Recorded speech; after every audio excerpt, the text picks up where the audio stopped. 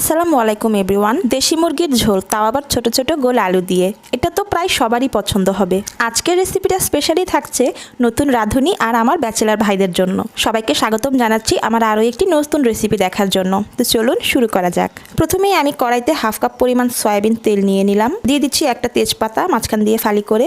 তারপর দিয়ে দিলাম 1 কাপ পরিমাণ পেঁয়াজ কুচি। পেঁয়াজটা এখন খুব ভালো করে একটু ব্রাউন কালার করে আমি ভেজে নেব। হালকা হালকা বাদামি কালার হলেই বুঝবেন যে ভাজাটা হয়ে গেছে। যখন হালকা হালকা বাদামি কালার হয়ে আসছে, এখন আমি এখানে দিয়ে দিচ্ছি আদা রসুনের পেস্ট 2 টেবিল চামচ পরিমাণ। আদা রসুনের পেস্টটা খুব ভালো করে ভেজে নেব যেন মশলার কাঁচা গন্ধটা চলে যায়। এরপর সামান্য একটু পানি দিয়ে আর একটু কিছুক্ষণ কষাবো।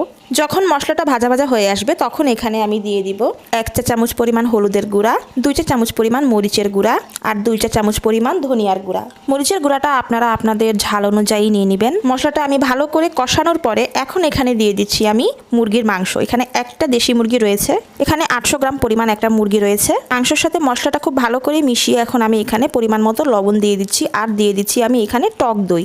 এটা আমার ঘরে পাতা টক দই। আমি এখানে 3 টেবিল চামচ পরিমাণ টক দই দিয়ে দিচ্ছি। এই টক দইটা কিন্তু খুব সুন্দর একটা স্বাদ নিয়ে আসবে তরকারিতে।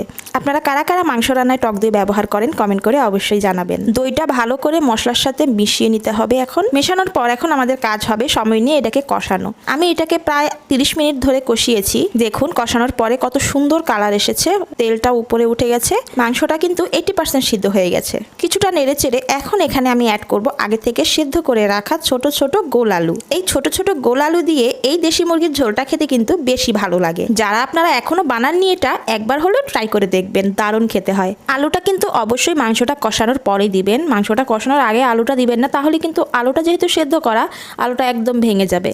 আলুটা দিয়ে কিছুক্ষণ নেড়ে চেড়ে এখন আমি এখানে ঝোলের জন্য পানি দিয়ে দিব। এখানে আমি যতটুকু পরিমাণ ঝোল রাখবো সেই পরিমাণ আমি পানি দিলাম। আপনারা আপনাদের পছন্দ মতো ঝোল দিতে পারবেন। নেড়ে চেড়ে এখন আমি এখানে অ্যাড করব গরম মশলার গুঁড়ি। এখানে আমি 1 চা চামচ পরিমাণ গরম মশলার গুঁড়ি দিলাম আর 1 চা চামচ পরিমাণ জিরার গুঁড়া দিলাম। গরম মশলার রেসিপিটা আমার পেজে রয়েছে, আপনারা চেক করে দেখতে পারেন। এখন আমি মশলাটা মিশিয়ে এটাকে আমি রান্না করব প্রায় 30 মিনিট মিডিয়াম লো হিটে। দেখুন আমার রান্নাটা হয়ে গেছে, কত সুন্দর হয়েছে, কালারটা কত সুন্দর এসেছে। আপনারা কিন্তু বাসায় অবশ্যই এটা রান্না করে খাবেন। একদম সহজভাবে আমি দেখানোর চেষ্টা করেছি। নতুন রাঁধুনি আর ব্যাচেলর ভাইদের জন্য অবশ্যই উপকারে আসবে।